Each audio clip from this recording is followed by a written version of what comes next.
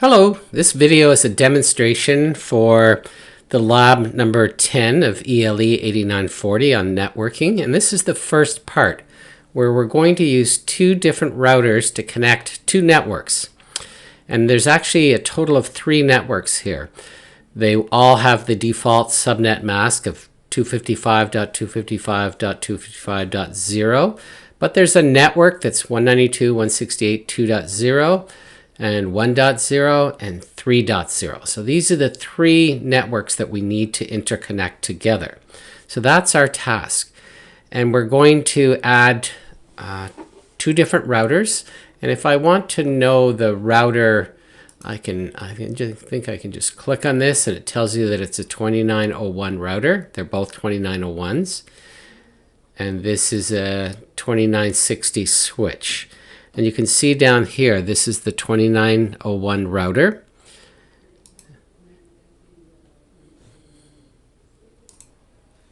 And the switches are the 2960 switches, and the computers, I think, are just generic PCs. Okay, so that's the equipment. So let's see what we have to do. Well, the very first thing that you want to do is to wire all these connections. So after you've placed them on the page, there's two types of wires that you will need. All of the computers connect to the switch and the router with copper straight through, but connecting the two switches, you have to use what's called a crossover cable. It happens to be copper. And the routers have different ports. You'll notice that they're labeled 0/1 for this connection, 00 up here, 00 here, and 01. That's going to be important when we set up the static routing tables. Okay, so the first thing we want to do, and it's already done in this example, but the first thing we want to do is to set up the IP address for the computer and the gateway, where it's going to go to when it has to move beyond this network. So I'm going to click on this computer and go to the fast Ethernet settings, and you can see this computer is set for 192.168.2.7 and a subnet mask, which is the default for this IP address. And then we want to set up in settings the static default gateway, which is going to be to this port of this router, 192.168.2.3. So that's where the packet will head to, and then eventually to other points in the network. Okay, and the same thing for this computer here. You go to configure, you'll see that its default gateway is 2.3, and the Ethernet port is set for 2.9. We'll look at this one. Now, what's different here is that the default gateway is this port on the router.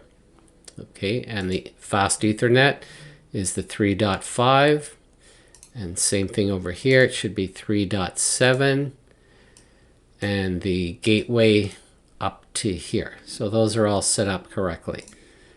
And sorry, fast Ethernet 3.7. So all of that has to be set up on the four computers. And then we're now going to configure the routers. So let's go up to the routers. And up here, I'm going to select this switch, open it up, and go to configuration. All right, here we're going to set up router number 1, and notice that it has two different ports, and when you do connect the wire to the ports, make sure that you connect them to the proper ports. I don't know if physical will show me that. No. So the first thing that we want to do is set up the IP address for the different ports, and you can see that port 0.0, which is right here. Yeah, I just want to make sure that's correct. So you can notice here that port 00, that's shown right here, gigabit Ethernet 00. That's the one that you want to set up with 192.168.1.1, which is this IP address here on this port. And then on the second port, the 01, the one that goes to this network, you can see that it's set up for 2.3. That's matching up with that one there. So make sure that those two ports are properly configured. And once you've done that, then you go to the routing tab, static, and you want to type in where it says network, you want to type in 192.168.3.0. That's what goes into this network spot. And the mask, and this 24 means that the first three octets are going to be 255.255.255.0. Now the next hop is what you fill in this spot here. And it's already shown down here. So it says via and this address. What that means is that to get to the next router, that's the IP that it has to go to. And so the next hop IP address is going to be 192.168.1.4. So that's where you'll move to the next IP address. So all of that has to be typed into this router. So that was called static routing. And then our two interfaces were set up as shown. So that's done. I can close this. Now I'm going to configure router 2. And you'll notice that when they're grayed out a little bit, that's the one that you're working with. So here I'm working with router 2. I'm going to move over. But it's going to be pretty much what I did with router number 1. And these are the static routes, but I have to configure the two Ethernet cards. And you can see this. This is Ethernet 00, connects to this network.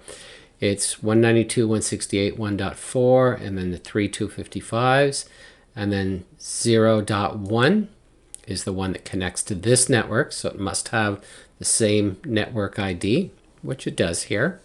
And then I want to go to the static route. And here I have to type in three pieces of information. And I've already done it, so I'm not going to do it a second time. I forgot before to make sure you click add. Hopefully you'll catch on to that. But you want to type, first of all, the network. And the network is not the same as the IP address because the last octet is going to have a 0. So the network that I need to get to, the 192.168.2.0, which is the network, gets typed in up here. That's why it says network and not IP address. The mask is going to be the default for that class, and the next hop will be the IP address it has to get to that network. And in this case, it's 192.168.1.2. Okay, so we'll close that off. So those are the things that you have to do to set up that router. Now, once all of the routers are set up, we want to start doing some testing. Now you might want to hit this button a few times just to make sure that everything here turns green. And let's start testing now. So the way I will test is pick up this simple PDU. Okay, and we'll try to transfer something from this computer to this computer. And down here it says it's successful. Now let's try from this computer to the router. Successful. And then move along sequentially from this computer to router 2. Great. Oh, no, it wasn't great. I just saw an error there. So let's try this again. From this computer to this switch, successful. From this computer, Michelle, to router 2. Successful. And from Michelle to Eric, successful. No, Michelle to Eric failed. Let's try it again. Michelle to Eric. Let's delete it. Let's try one more time. Okay, it's successful. And it's the same as doing a ping, basically. And then to Maria. Sometimes it's because it's the very first time being done. Let's just do it one more time. To Maria, successful. And let's ping from Maria to Michelle. And since I can't see that window, let me open this up again. Wrong place. Here, over to here. Fine. It looks like everything can connect. Now let's look at a few things in this setup while we're here. So I want to go to this icon, which is the inspect icon, and I'm going to look at the port status. So it tells me that I'm using that IP address. This is the MAC address of that computer, and here's the gateway. So all that information seems to be okay. The other thing I can do is look at the ARP table. I would have expected more on the ARP table, but it's showing me, well, it's actually showing all the machines on this network. So the 2.3 and the 2.9. So that's actually is what I expected. So moving along, let's go up to the router. And let's look at the routing table.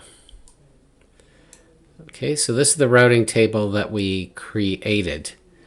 So the network 1.0 to 2.3, so all those seem to be okay. And we can do the routing table up here as well. And even the ARP table. So these are all the computers it was able to connect to and all of their MAC addresses, address resolution protocol. And I think that's about it for Lab 10 Part 1. Hopefully this helps that you'll be able to complete everything. Thank you. In this video, which is the second part of lab number 10, we're going to create a network that has a DHCP server, 3 computers, and a switch. And let's just look at where we get the hardware first of all. The switch, the router, if we hover over, this is a switch. If we hover over the switches, you'll see a switch that's labeled 2960. That's the one that we're using here. If I hover over it, it tells me it's a 2960.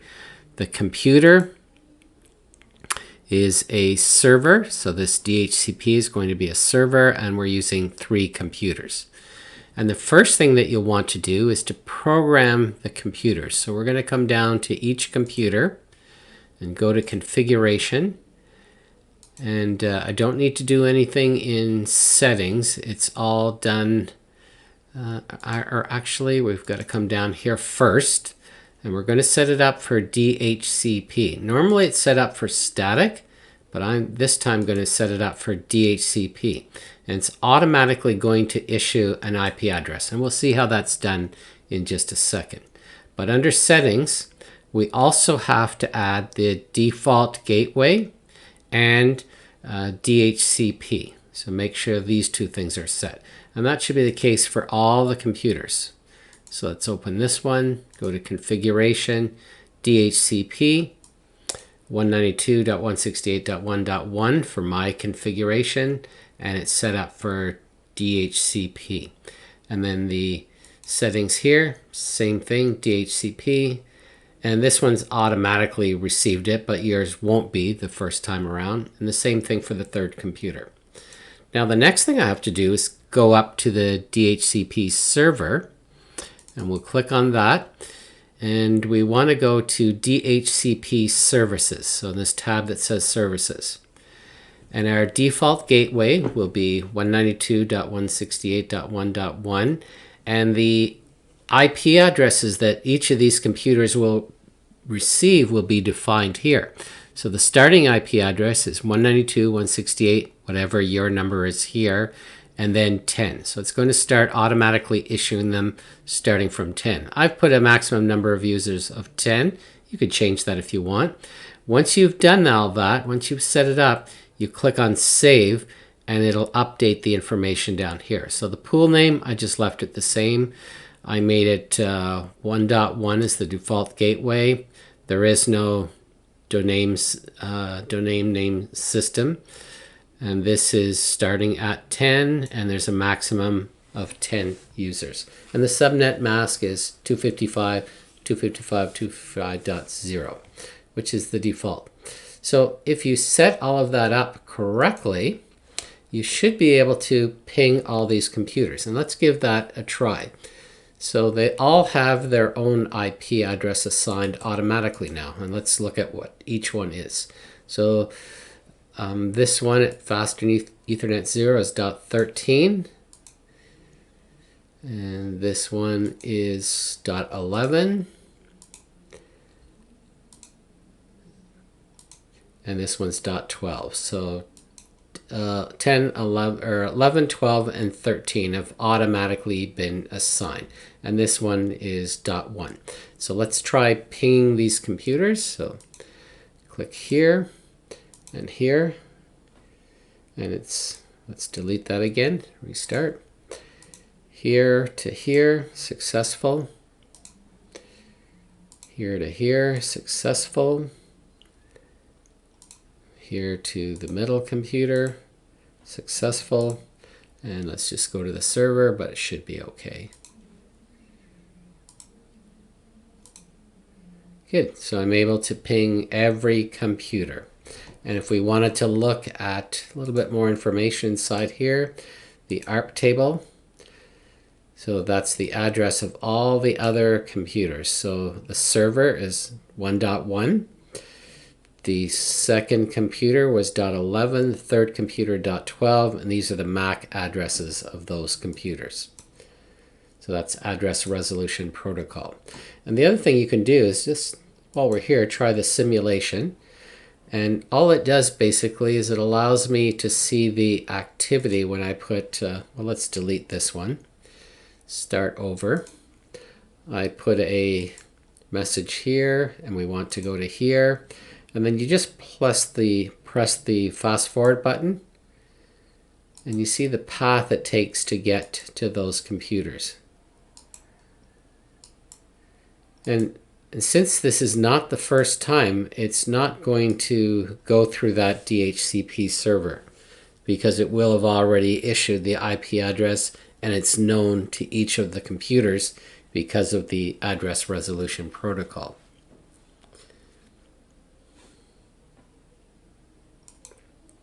All right, what I'm going to try to do here is I'm starting off from scratch. I actually reloaded this.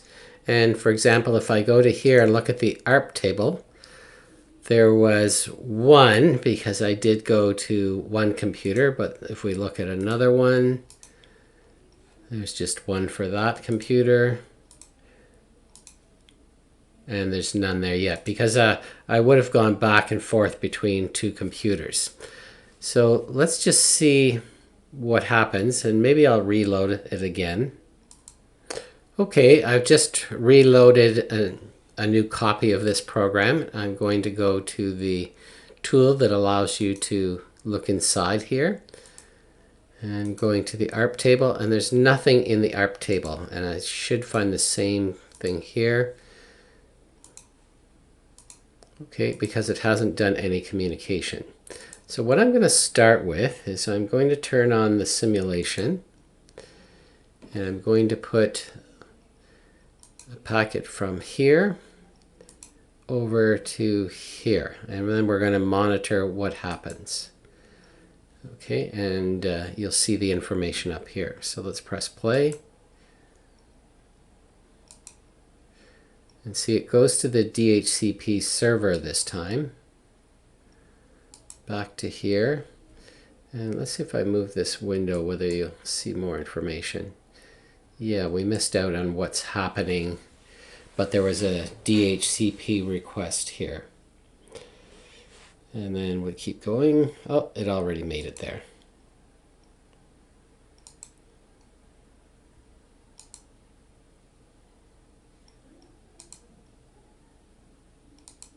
Okay, it's going back and forth, and now if I look at the table here, open this up. Oops, that's not what I wanted.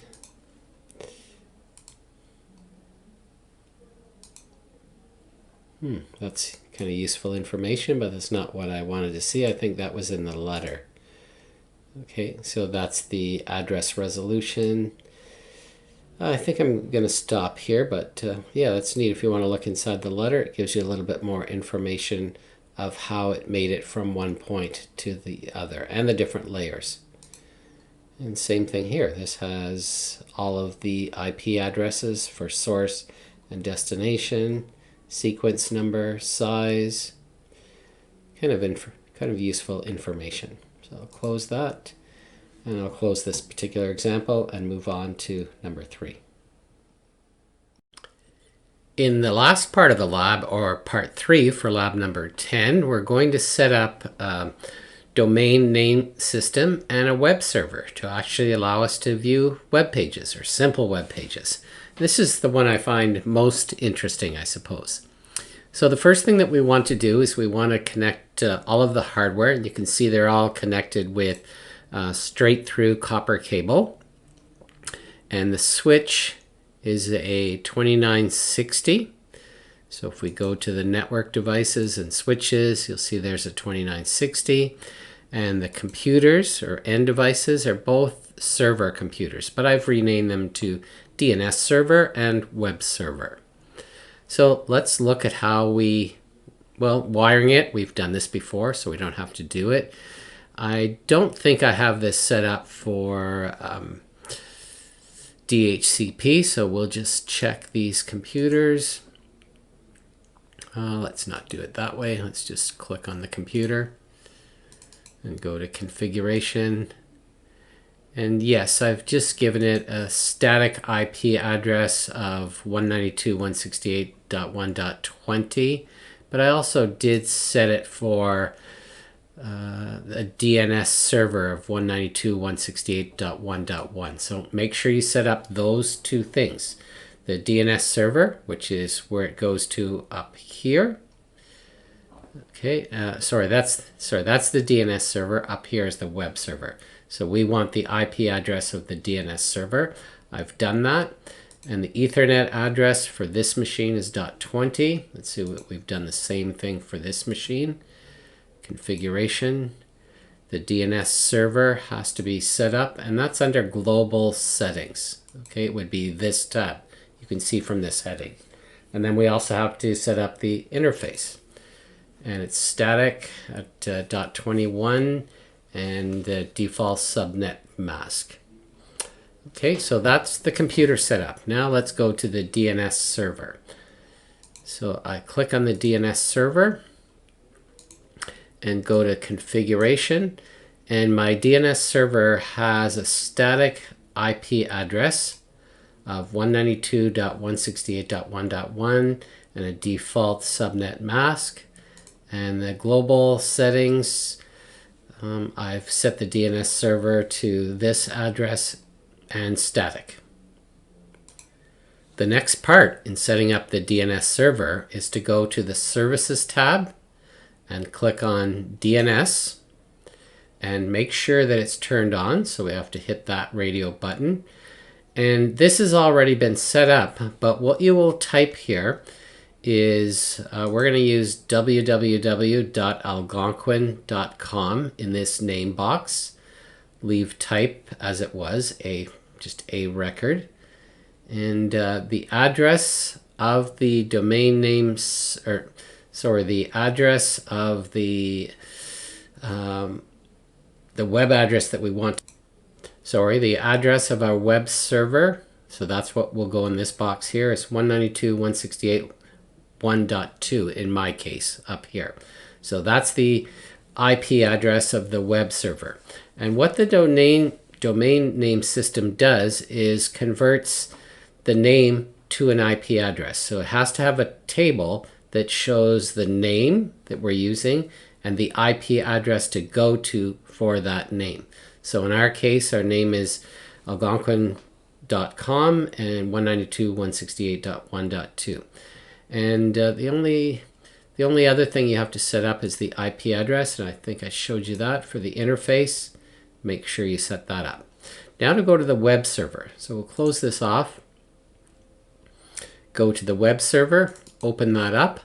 And for the web server, we want its IP address to be .2. So let me just open that again. And we want to go to configuration first. Make sure our static DNS server is 1.1. And then also fast Ethernet needs to be configured with this IP address, which in my case was 192.168.1.2 and this default mask. Once you've done that, The next step is to go to Services. In this case, we want HTTP, which stands for Hypertext Transport Protocol. And this is our machine that's the Algonquin.com machine, the www.algonquin.com. And I know that because it's the IP address of 192.168.1.2. So this is the machine that will have our web pages, our HTML pages, any graphics that we might want to use. Now, if you don't put anything after the web address, like a slash something, it will always execute the index.html. That's the one it will default to. That's very important to know. Make sure these are both turned on. And let's just edit this. So what I did here is I edited it so that it has my name in here and some links. And these links are to the other pages on the system. So my file name in this case is index.html. I changed the name to my name. And then make sure you hit save after you've made those changes. Okay, now that I've done all that, I'm going to close this off. We might want to just make sure that we can ping the machines. Okay, and you can do that. Let's just do it right now. So if I go into here and I go into desktop, command prompt, and I'm going to ping a couple of the IP addresses. So ping 192.168.1.20. I'd like to ping my own machine first, make sure it can connect. And then I'll ping to Andrew, which is 21, and it's fine. I ping to the web server, and it's 1.2, and it can communicate with that. And I'm just hitting the up arrow on the keypad to kind of re-execute that command. And then .1.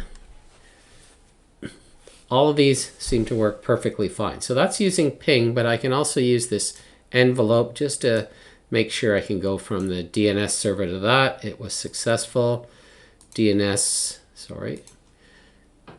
From Michelle to Andrew, successful. And then let's try from Michelle to the web server.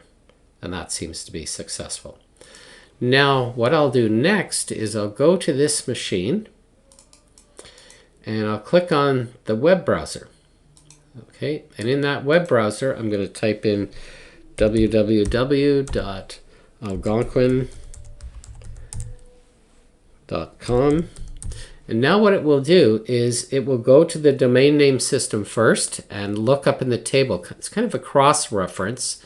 It'll look up Algonquin, find the IP address for 192.168.1.2, and then go to that machine. So if everything works out, I can just hit enter here or go. And yes, it did go to the Cisco packet tracer message, and it says Michelle Hanbury, March 27th. 22. I meant to put 2022. So if I wanted to fix that, what I'd do is go to my web server.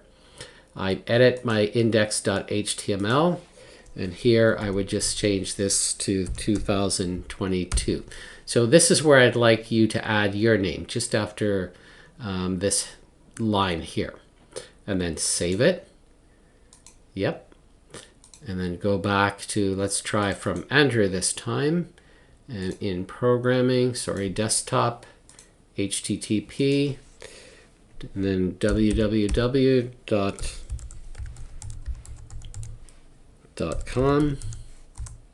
And this time it has the right address, went to the right place. And I think there's a page that it goes back to. There's a back button, copyright. I changed that message, so you can do that too. You can write whatever you want in that page. And then an image, which is the Cisco image, short for San Francisco. Okay, so that all seems to work out. So that's what you've got to do in part 3. Hopefully you're successful for all 3 parts, and there'll just be a few marks for each part. And then finally, the last part will be the Wireshark, but I'm keeping it very simple. Good luck with all of that in your lab. Thank you for viewing all these videos. Bye for now.